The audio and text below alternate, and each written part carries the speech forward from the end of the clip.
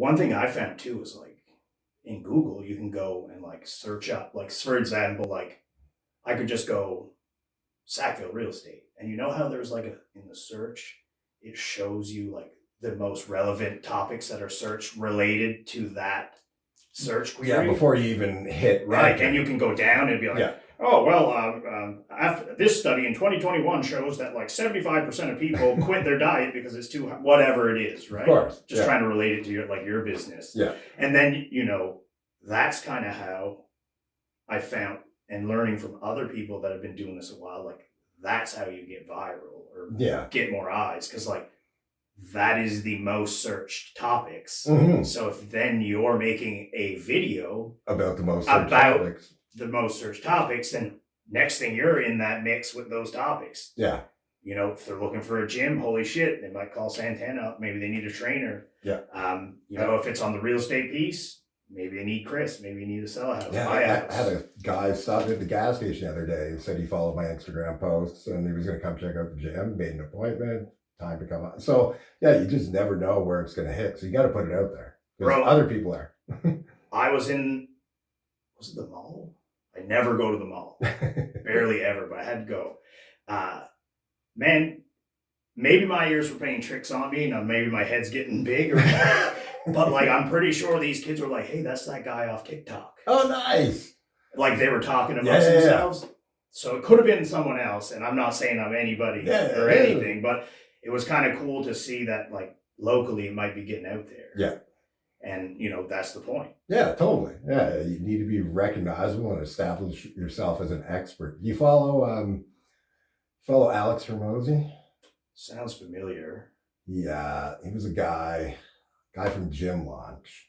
It's a company that they were out of Texas. They're still out of Texas. And they work with individual gym owners that aren't like a franchise or a chain or whatever. And they sell their system that Alex came up with years ago. He owned gyms in Southern California, but he's blown up on social media now. Really? And it's watching his stuff and that's what you got to do. You got to find people that you look up to and try to emulate, but you got to put your own spin on it too. You know what I mean? Yeah. You got to keep it original and and it's hard sometimes to keep it original because it's like, how many times can you explain like why people fall off their diets? Yeah, I mean, I think it's just really like that'll be like the consistent message, but it's like maybe like how you guys take the approach on like keeping people on it and like coaching them around like, well, maybe your diet's too strict, maybe XYZ things are making you fall off, maybe it's not. I mean, we'll get into this, but we have that background, we have that knowledge. But I guess we kind of warmed you up here in the hot seat, break you in. So for the viewers, I just want to welcome Santana Anderson on the podcast. Thanks so much for coming on. Owner of O2welness. We've known each other for almost, we've been in this house 8 years. So we've probably known each other like almost 10 years. It's pretty crazy. It's been a long time. I know we haven't like, we kind of, everybody does their own thing. Life happens and you got a couple kids and you're super busy with the gym. Yeah. But this is very much a podcast about, local entrepreneurs, products, services, businesses in the area. So we want to give opportunity to these people like yourself to kind of tell us a little bit about them, kind of who they are. Yeah. And that's kind of where I wanted to start, like a bit of your background. Okay. I know who you are, but let's give the viewers a little taste. No, and I appreciate you having me on. So what, do I start at the start? I mean, you start whatever you feel like the people should know about. Okay, I guess I grew up in a small fishing village, rural Nova Scotia, much like you. Yeah. Much like you, I think you fished when you were younger too. Yeah, Dad just sold out. Okay, just right for on. 34. Yeah, very cool. Yeah, he's pretty happy. Yeah, I grew up. My father was a fisherman. I fished. I didn't want to be a fisherman. I always went back to it. Went to university. Went to St. FX.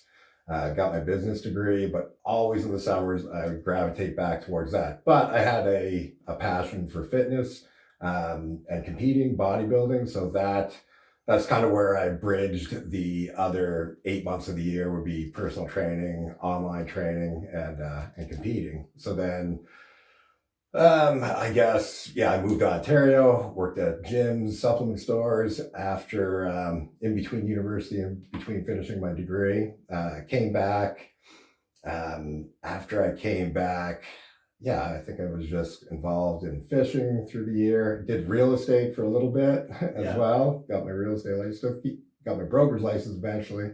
Still keep it up, but you guys, it's what do they say? What's the percentage? 5% of the realtors do 95% of the business? Yeah, you gotta be all in on it, right? Oh man, tell me, bro. Yeah. I mean, look at this, what we're doing here. Yeah, all sure. in. Man, you know what? I just wanted to kind of stop on that point. It's funny. We're both from similar backgrounds, basically from opposite ends of the province. Totally. I think very similar upbringings, used to that hard manual labor work. And I found myself continually, like, we go to school. I say we, my brother and I were very close in age. Both fished with dad's friends. Like, they knew if they called, we'd show up, job get done. Yeah. That was just kind of what you knew when you hired boys that were Scott Crowell's boys. Like, we didn't have a choice but being good workers. So, but it's funny that you say, like, you didn't want to go fishing. No. Now, I had to fight with my grandfather and my dad, and I mean, like, they were heated discussions. And like, I wanted to go, and they were like, oh, really? No. Okay. They're like, you're going to go to university, you're going to go to school, you're going to finish, you're going to get a job, a pension, benefits. You don't want to work with your hands. This is no good for you. Meanwhile, I'm watching Dad work 6 months of the year. He's doing electrical work because he wants to, but it's not good enough. So it's just like funny, I guess, like, what was unattractive about the job? Like, what pushed you away from it? Whereas, like, I got shoved out of it. Like, you just didn't vibe with it. Well, it's not that whenever I went, I enjoyed being there with the guys and it was hard work and everything, but sometimes I miss it now. I know. You know what I mean? Because there's a lot of, in my current, what I do now as an entrepreneur, it's something different every day, and it's always like putting out fires. There's always an issue. There's always something going on. Whereas out there was no phones, and you just put your head down, you work for 12, 14 hours, go to sleep, wake up, do the same thing again, do that for 3 months straight or whatever. And that was done. Then you made your money for the year, and then you can enjoy the rest of the year. Well, that's it. And that was kind of like, obviously, you watched your parents and your mother also. She's ran her own business, father. I've done the same. So for me, like, that's where I felt I was going to do my own thing. But obviously, as I grew up and started, putting together my own thoughts and what I wanted to do, and I did the university bit, and they're like, okay, well, if you go to university, like, you can still come back, but not really. But it's still here. And it was like, that was a thing for a while. Yeah. Like, always in the back of my head, because I was like, Unilever, like, I get bored easy. Like, if you're not challenging me, like, you got to give me some more stuff, like some more meat on the bone, or I'm getting bored. I was always looking. I was like, and every time I'd go home, which wasn't often, Dad, he's a fisherman. Yes. Let's go for a drive. Well, guess what? We'd end up on the wharf. We're talking with his buddies. The next thing they're asking when I'm going to buy into it, because he's getting too old to do it. And it's like, man, you sit on that wharf, you see all those guys, especially the guys do good. Yeah. Big ass boats, nice trucks, nice houses. Oh, yeah. You don't even think about the money that's in these little kind of armpits in Nova Scotia. And crazy. Then I look at them having all this fun, and I'm like, how is this not for me? Well, what am I doing? But you grow up, you go to Halifax, you meet your wife, your friends, you get your routines. Like, I'm huge into jiu-jitsu now, and I just can't see you going away for that long. Yeah. Right. And that's the other thing for me too. My kids are up here. So do I want to be gone for 4 months out of the year away from them? And the answer is no. And right up until I opened up the gym, I was going back every year. I got to the point where I bought my own lobster license, had my own boat, was running it the last few years. And then I opened the gym, and that was it for that. That was it. Yeah. Are you still leasing it, or are you selling it? Yeah, it still gets fit. My father, he still fishes, and he fishes both licenses on one boat now. Okay, cool. Yeah. Cool. Mind me asking how old he's getting? He's getting up there. He is 70. Oh, he's one of those guys just going to die at the He will go. Yeah. His house is situated down at the furthest easterly point in Canso, overlooking the water where all the boats go out in the morning. So you might as well put him in the ground if he's not going out when everyone else is going out. Yeah. Man, we got guys that have fathers that they got to almost carry him in the boat. Yeah. As long as you can get him in front of the wheel, he's good to go. Right? There's no option of them not going. It's a sickness, I think, more than anything. But the worst part is I'd be one of them. Oh, yeah, for sure. I'd be like, hey, it's one more lobster to catch out there, we're going. And he has no problem shifting bots if it's 2 in the afternoon or 4 in the afternoon. Buddy, man, I remember going out with Dad the first day. These guys, well, they were young men, right? And we were super young. I mean, we were too young as kids to be doing this, I think. But, like, that's just how you did it. Yeah. First day, we'd haul them over twice. Yeah. It'd be about 48 hours. 48 hours and we're gone the next day at 2. Yeah. Maybe got in at 7 or 8. Oh, yeah. Well, you got to make hay. Mom's got your supper hot ready for you. And that's very much, I know we've got to be careful with the sexism and this and that, but like back home, that's how it was. Yeah. Mom was a stay-at-home mom. She worked her ass off. Super ton of respect. She did Dad's book work for both businesses. So she always worked. Yeah. But she was at home. Yeah. And then the other part was like carting us around. Mm-hmm. But yeah, man, that's just how it went. Yeah. And I think it's a good upbringing to have. I wouldn't have it any other way because it gives you it instills in you, how important hard work is.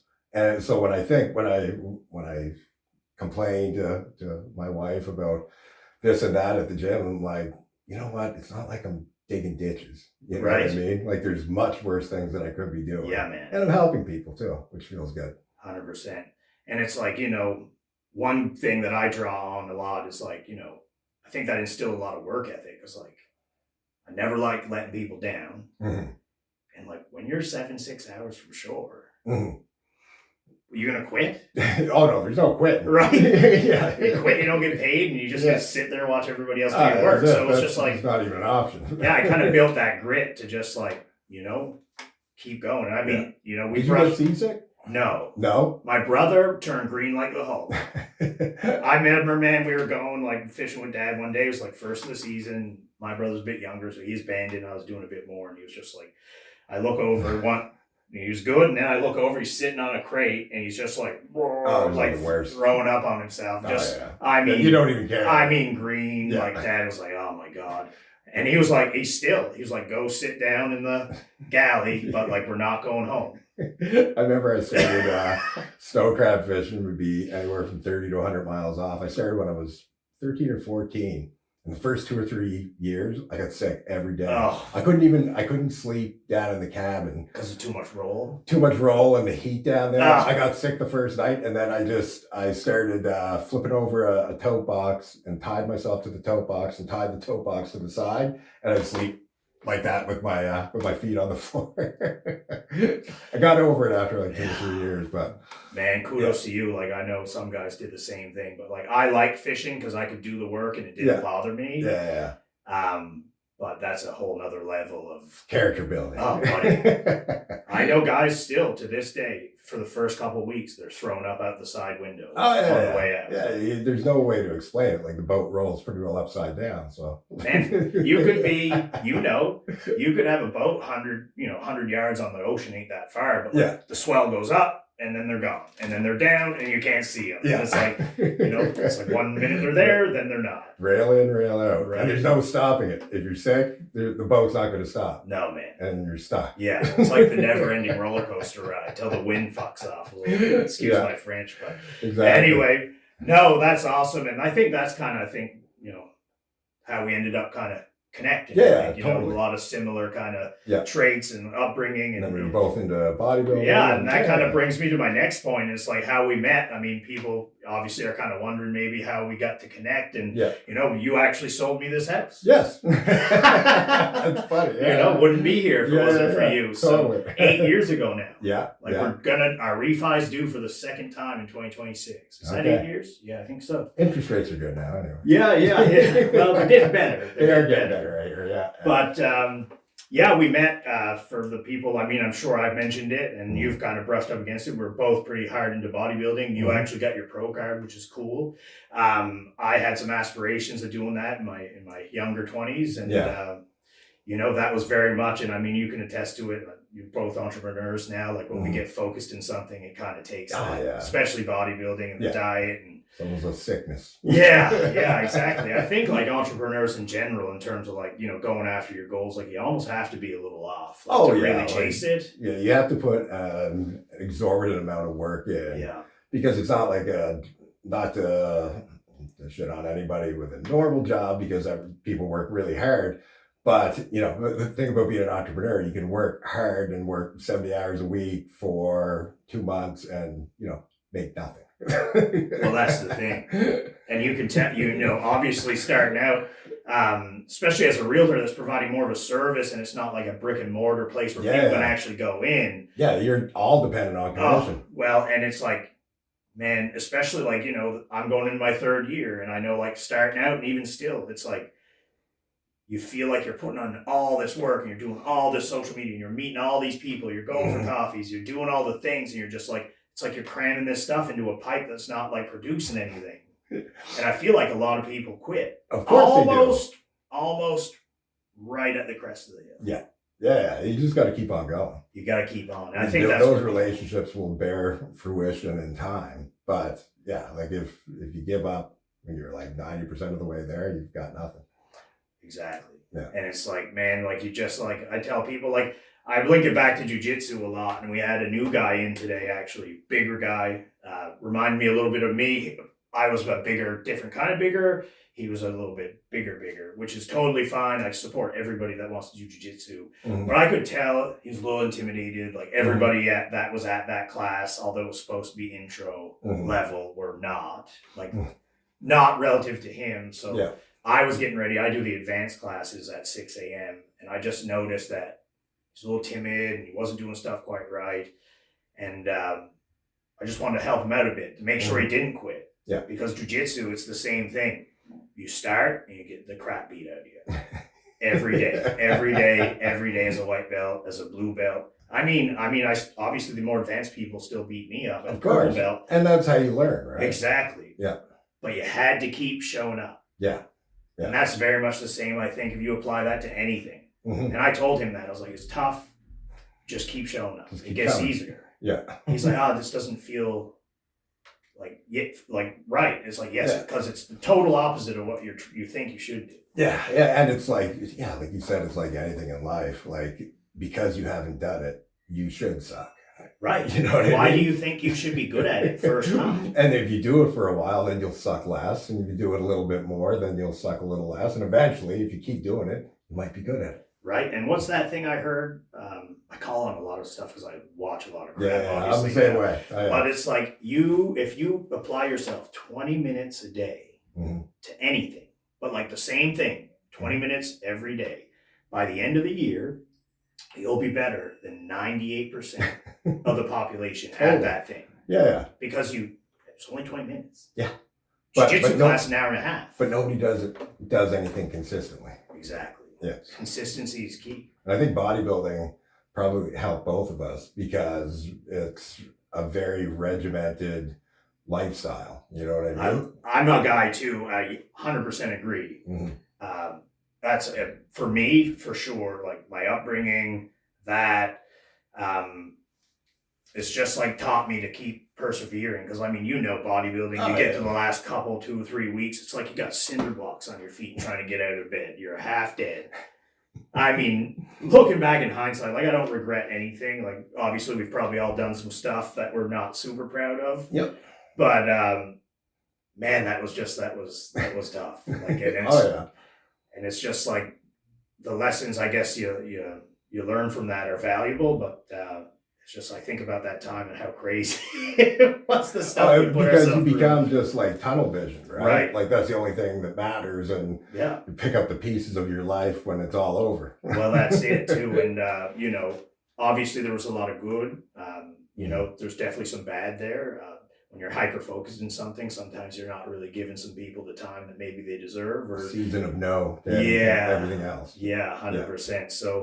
So yeah, that was an interesting time, and that's how we met. So it's cool, like and it goes back to like being an entrepreneur or being a realtor.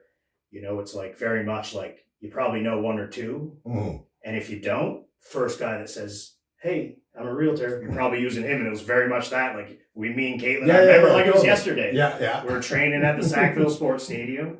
We were living in Kearney Lake. Yeah.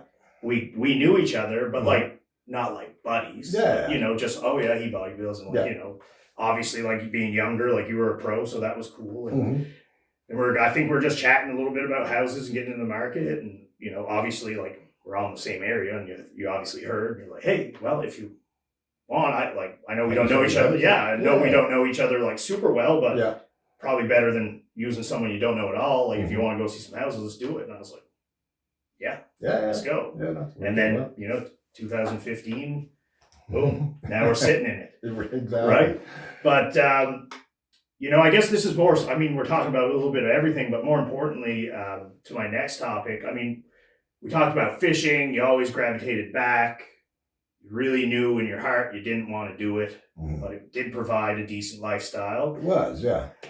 When did you, obviously being super involved in bodybuilding and fitness your whole life, like when did you realize that like opening O2welness was going to be something that was going to happen? Yeah, when did that kind of, from an idea to fruition, and like walk us through a little bit about how that went down? You know, I think it was probably 2016, 2017. I had a former partner that we'd opened up with, and we've since gone in different directions, and I've stayed with the business. But yeah, no, so we talked about it. We thought it'd be a great idea. We thought that there was, you know, a certain gap in the marketplace for a high-end facility that caters to, you know, more the Bedford demographic. And so then we started, I think I was fishing during the time we were looking for locations, and then we nailed in at Sunnyside Mall sometime in July or August, and then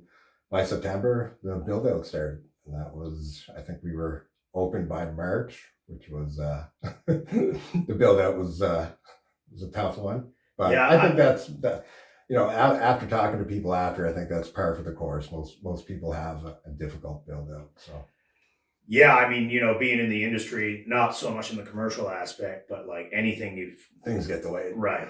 9 to 12 months, you build something from the ground up, like, you know, if you're lucky. Yeah. You know, now things are a bit better because like the delays and the supply chain issues are starting to kind of work themselves out. And I had no idea what I was doing for like overseeing what the contractors were doing or anything like that. Like I was very naive. I didn't know what I didn't know.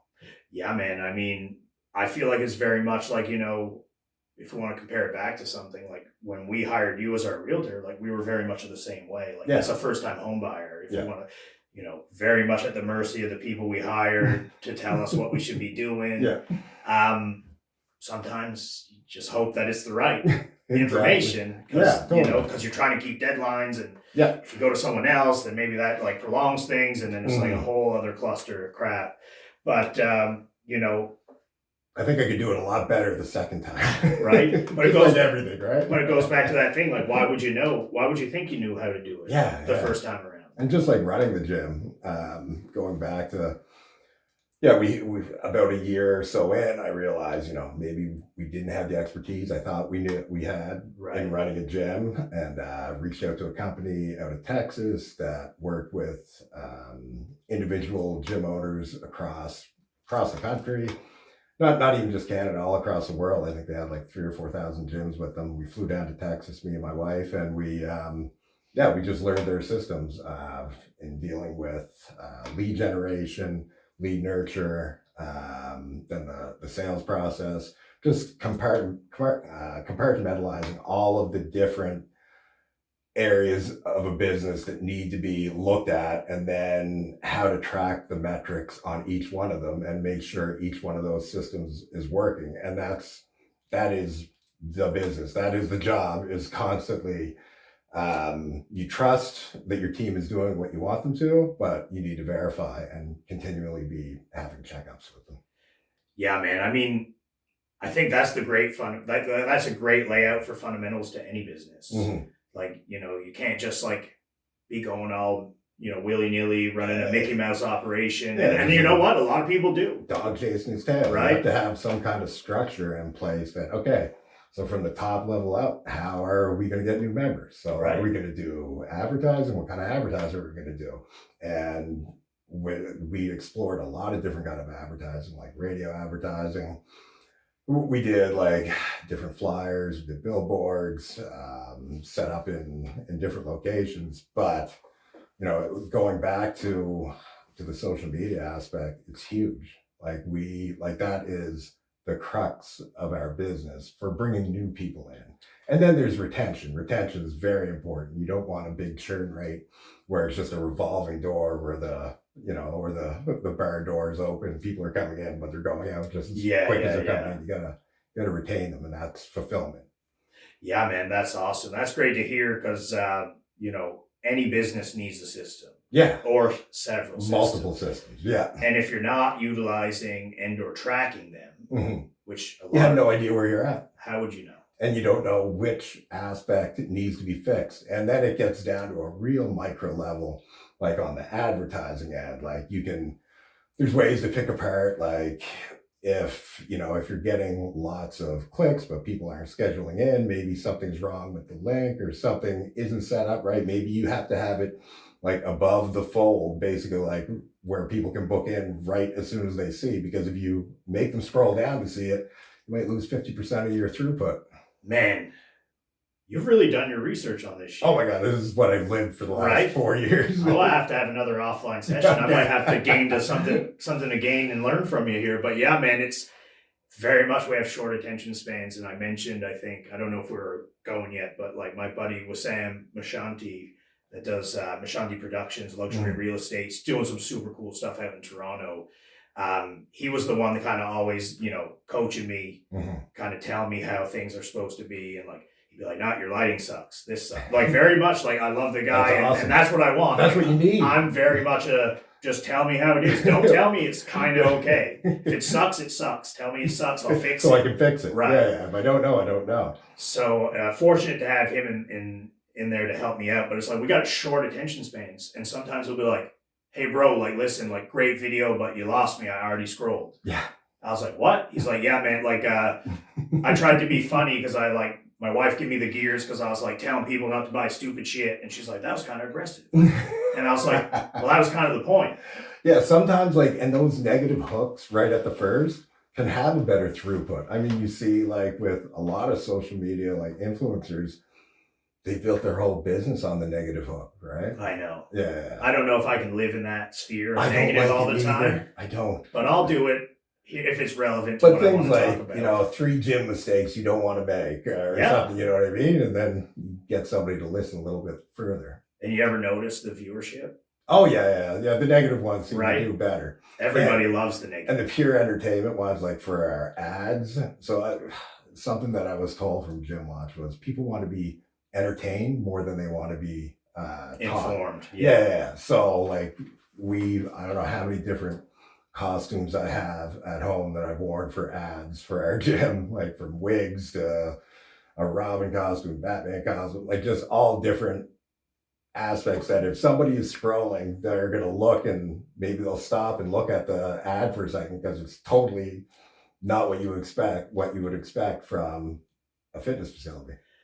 You know what, man? I've been watching your ads for a while, and I've seen like the elf one and the friggin' leprechaun one and the I'm good for Halloween for like the next 10 years. Right. And I'm like, I've seen, you showed a side of you and that I didn't know existed. And it was just like, right. But that's kind of the fun part. Yeah. And it's like, I bet you were like, holy shit, people are going to think I lost my mind doing these things. I didn't think I'd be opening a gym and acting like a leprechaun or whatever to bring leagues in, but you got to do what you got to do. And it became fun too to come up with ideas with the creativity and stuff. Hey man, you got to get them to the end of that rainbow. Yeah, that's right. The fitness rainbow.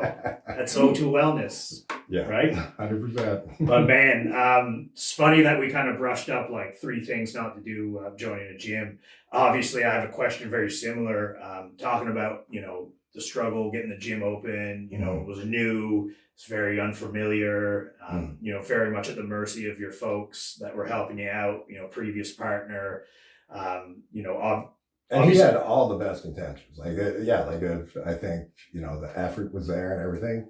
Things just didn't work out the way Hey man, that's life. Yeah. You know what? If there's anything that I've learned, it's nothing in life remains consistent. Yeah, totally. And the people that you think are going to be there to the end, yeah. some might make it. Yeah, exactly. 2 or 3 of them will probably fall off. Like, you get older, your circle gets smaller. I mean, we only got a finite amount of time. But the people that are around, I think, you know, when you kind of look up from your plate or from the table and you look around, like, I think the people that are still there are the ones that should be. So, 100%. Yeah, and that's what I try and focus on because, getting old's weird, man. You know, it teaches us some stuff. But back to my question, opening this gym, like, are there 2 things maybe that you wish you knew starting out? Yeah, I wish I would have known all the different systems that we employ now right from the get-go, because it would have given us better metrics right at the front end to be able to see, okay, this is wrong, this is what we need to fix.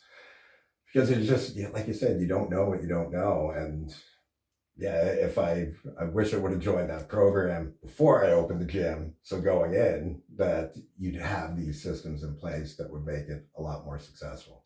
And what would you say to people? And I'll just bring it back for an example for myself. I was going to consider hiring a real estate coach because I was at the point where I was like, fuck, I'm doing all this work.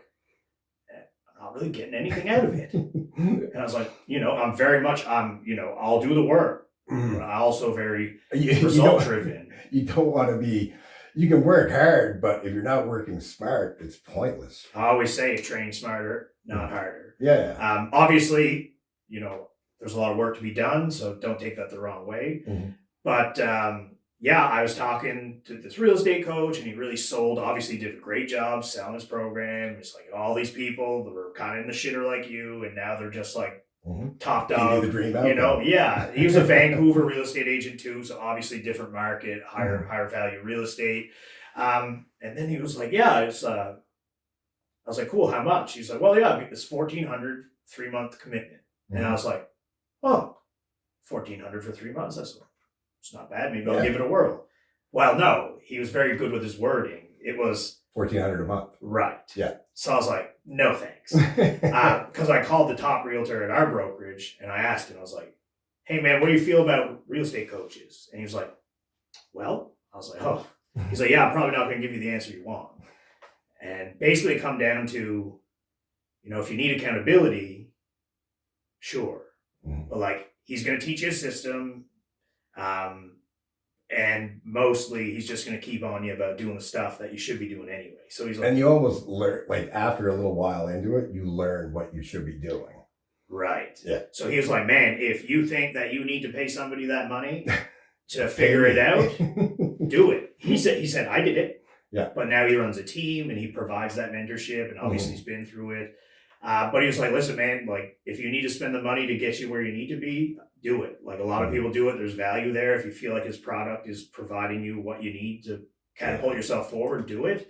But if now that you realize that it costs you $1,400 a month for accountability, maybe you just start doing the fucking stuff. And I was like, well, and then I started doing reels every day from mid-December 2022 to today.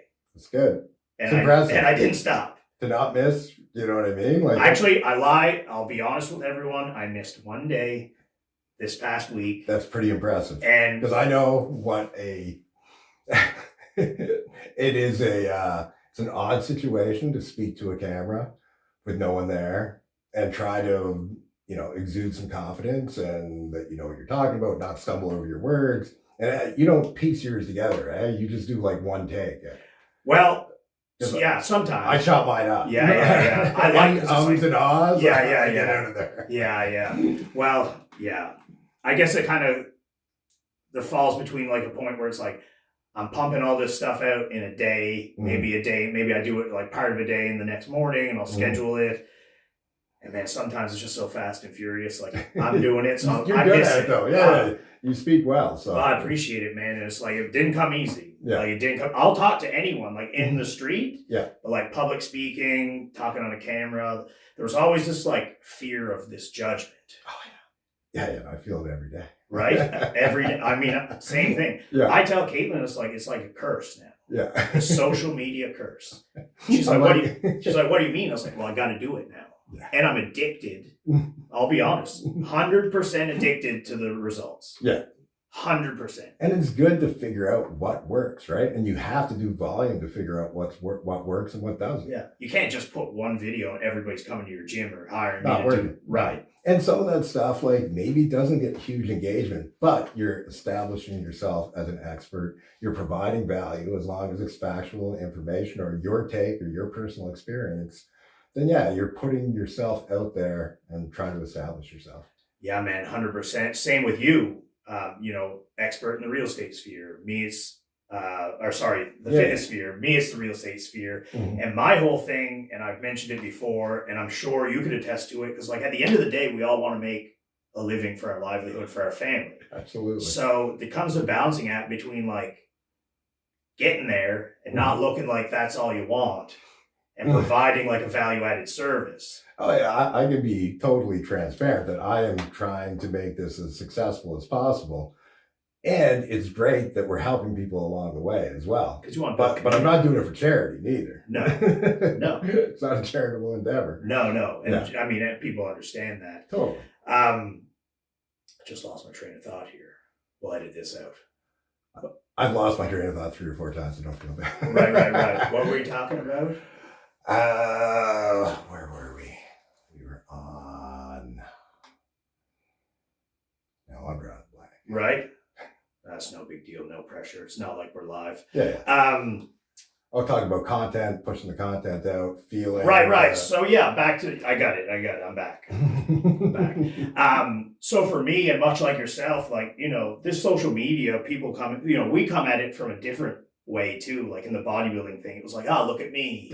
Look how jacked I am. Look all the progress I've made on myself. And it was very vain, very like look at me type thing. Whereas like this is also look at me, but it's more like look what I can provide to you. Totally. And the big thing for me I found is like when I moved away from looking at things as a transaction and more as like a reciprocal kind of relationship and like a community kind of directed approach.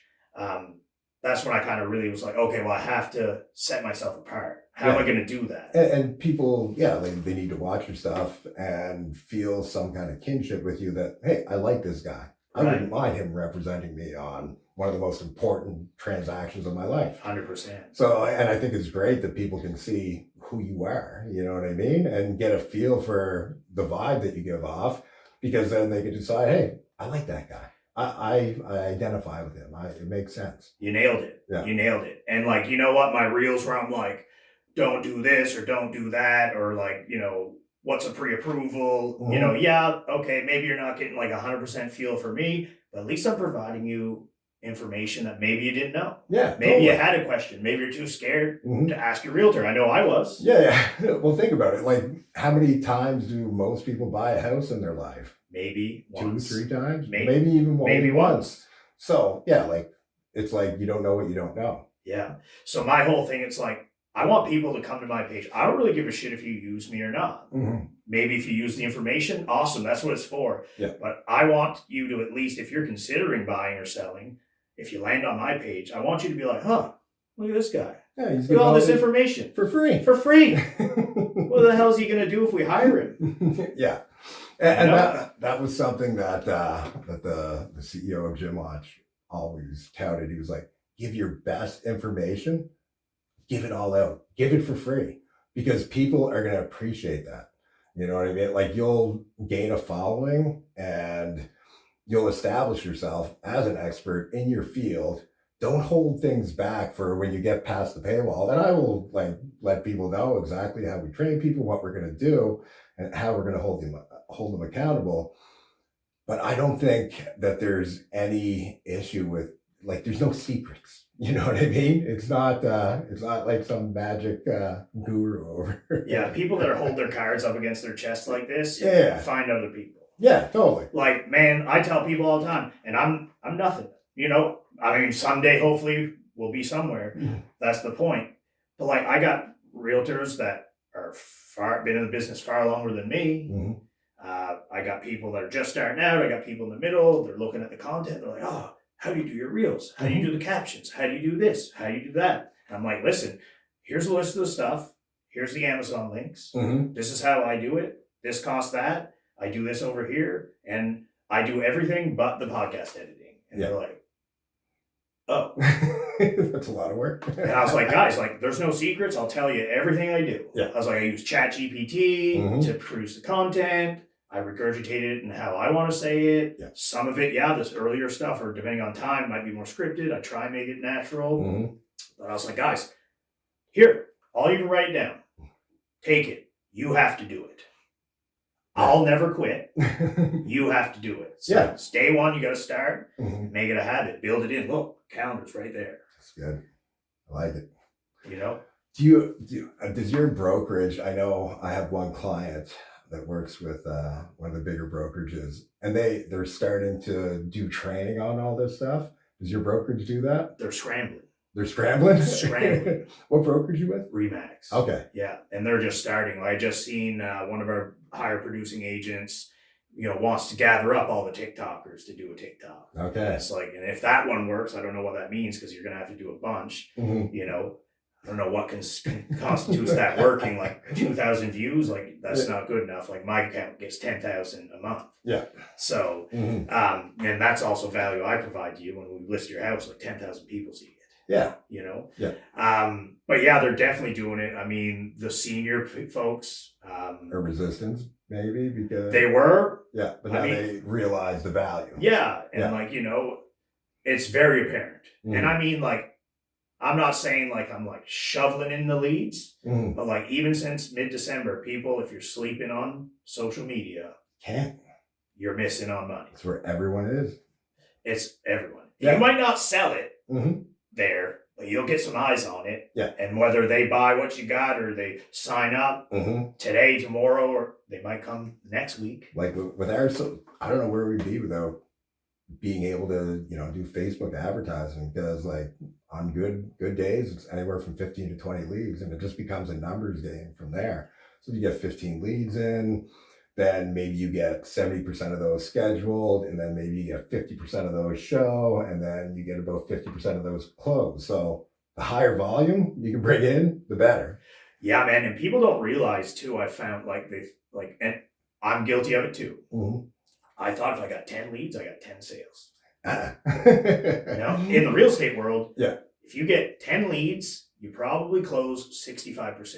Okay. So it's like, you got to be ready to fail. Yeah. Oh, yeah. Some people you can't work with. Yeah. Some people are stubborn. And some people tire kickers. Right. Tire kickers. Yeah. And then people that just can't get it together. And then there's other people you just don't want to work with. Yeah. Or people you start working with and you're like, oh, you're not who you said you are, and this isn't going to work. And I mean, you know what? I'll be honest. I had more hard lessons up front in this game than good ones, I think. I mean, they're all good in the sense I'm not going to make those mistakes again. Yeah. But, man, it was tough starting out for sure. But, you just figure it out. Yeah, totally. Yeah. And it's the only way you can do it is just doing it. Absolutely. And that's the thing people are missing the most is like, this isn't just like a thing you can just do part-time. It's like diet. Yeah. Exercise. You diet like 3 days a week. And your 12-week program isn't going to keep me healthy until I'm in the ground. I got to keep going to your gym. Totally. Following your stuff day in, day out. And that's the thing, like around a lot of marketing, that like people do not like, if you told people what they needed in an ad for real, that you need the next 2 years of doing this to get yourself to where you want to be, nobody would sign up. Oh, they need to be the 12-week program. Or no, in the 12 weeks is even too long. Okay, 6 to 8. 21, we've done 21 to 42 days. And I usually lean more towards like the 28 to 42 days. Oh, so you did the research. You got the data. Well, our ad spend on Facebook is usually like $400, $500 a day, every day. $400, $500 a day? Yeah. I'm not spending enough. Well, I remember when I first started, I remember being squeamish about spending like $50 a day. And but then, you get a little more traction and you understand that. And sometimes you have ad campaigns that fail. You know what I mean? You do all this work, you put it out there, and then it's like crickets. And you put like, setting up all the systems, all the back end to tie together. So when the leads come in, the sales team get their text message, and there's a big system in the back to tie together. And if it fails, then you just got to scramble and start over and think of something else. Because if there's no leads coming in, the way I look at it, like that's my main job. If we don't have people coming in, then the sales team has nothing to do, and then the coaches have no new clients to come in, and it's just a top-down issue. So there needs to be a continuous flow. Yeah. I mean, no leads, no money. Yeah, totally. Right? Yeah. And people churn out. I was just going to say that. Yeah.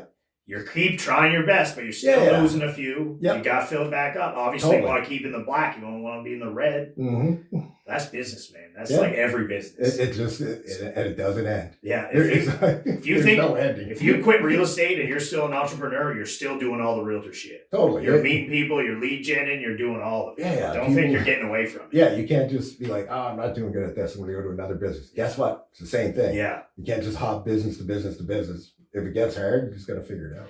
Absolutely. Like, I come from the corporate goods world, like consumer packaged goods with Unilever. Like, I was district manager, made a great salary, company car, work from home. Yeah. People think that's all gravy, but man, I was bored out of my mind by the end of it. Like, I was begging for more work. Because honestly, man, I could do my job 3 days a week. Yeah. That's how good I was at it. That's a lot. I had systems, schedules, I had reporting, I had all this, but it's like, you throw entrepreneurship in the mix, and it's like that doesn't even pale in comparison to the amount of stuff you have to do. Oh yeah, and you're doing yourself a disservice, especially if you feel bored. You know what I mean? Like you could be doing better. You could be doing something for yourself, like you're doing now. Well, that's why calling on back our earlier years. That's why I kind of I picked up a camera. It was supposed to be a hobby. Next thing I'm doing bodybuilding photo shoots, and then that kind of got I was always trying to do like a side hustle, and then I got the seafood peddling business. I was trying to do. Because that was more like a retirement thing for Dad, and I thought it'd be cool to have something to build for him that you could make a few $100 a month, and it keeps him in the industry and something we could do. That didn't pan out. It just became a little bit too cumbersome, and I had to put all my eggs in the basket that I wanted them to be in, which is like the real estate. You're all in this. Yeah. So, man, it was just it's crazy. Like you've got to do all the stuff. Yeah. You got to do it. So no one else is going to do it. No. Like I think about it so if I don't do it, when you own a business, who's going to do it? Right. Nobody. Stuff doesn't come. Yeah. You got to get it. You got to go get it. Ads aren't out there. And if they're not performing, well, you got to figure out why they're not performing and make adjustments and make them perform or come up with a new campaign. Yeah, man. Yeah. And it's like, you only fail if you quit. Yeah, totally. Yeah, I like that. Right? Yeah. Cool. I've done some stuff and decided I didn't want to do it. I'd like better things, but I've never felt like I quit something. No. It wasn't a good fit. Okay, well, that's not like quitting. Yeah, totally. But like, anything I really wanted, like, and you're set on getting, like, just keep doing it. Yeah. And because it's meant to be. Whoever's the best in the world at it didn't get there without failing. Yeah. Like they 100%, you have to live in the shit for years. I sucked at everything I did at the time. And why would you expect to be good if you hadn't done it before? I think that's the problem with a lot of people out there. They expect they need to be the best right away. Yeah. And it's like, then they lose interest. Yeah. Well, what are you going to be interested in then? Yeah. Keep on hobby. Minecraft? You're even going to probably suck at that while you start. Like, I don't know. Put a lot of time in that, I guess. Right? I know nothing about video games. I know. But it's a huge industry now. Well, I know a guy makes a fortune. I think there's isn't there a Twitch streamer? Yeah. Here, I know the guys that did the stereo in my house. They said that they quoted like the audio visual on the house he was building at like $700,000 on just the audio visual. I don't know if this guy I know, but I'd like to know this guy. That's crazy. You drive a Ferrari? No, he's my buddy. I mean, unless he bought one recently, I feel like I would have heard about it. Yeah, and he's only a young guy living at home with his parents, but I think he has 4 or 5 million followers on Twitch. Crazy, man. Yeah. No, it's definitely not the same guy, but I know like my buddy, he used to live in my buddy's house. Like he rented out a portion, or maybe owned a portion. Anyway, I shouldn't speak on that. Mm-hmm. They lived in the same home. It was my buddy's place, and then next thing I knew, I knew he was a gamer, but I thought it was like he just liked the game. It was never brought up that he made money on it. And then all of a sudden he's like, he's moving. They're doing Twitch stuff. He's got like all this stuff. And I mean like high 6-figure money. No way. Oh man, It's crazy. It's insane. But anyway, I want to be respectful of your time. This is the kind of question I like to tie into everyone. I kind of just started it probably halfway through some of the guests that I got. But, we're the Halifax Network. We're all about Halifax, supporting everything and anybody inside of Halifax that we feel, wants to come on. So oftentimes I'm interested to hear from everyone their different takes on like Halifax. Why Halifax? What made you stick around? What made you move from Canso? And then why should people stay if they're considering moving? I think Halifax is a great city. It's growing exponentially right now. I mean, I know there are some issues with housing costs and whatnot, but I think that those are growing pains that'll work themselves out in the long run. And for me, it's nice that I'm in the same province with my parents as they're getting older. My kids are here. I like the size of the city. It's not overwhelming. But there's enough anonymity in and around the city that you're not running into the same people all the time. Yeah, man, fair. Yeah, we're definitely growing. I definitely noticed the uptick in traffic, especially. I think everybody can notice that.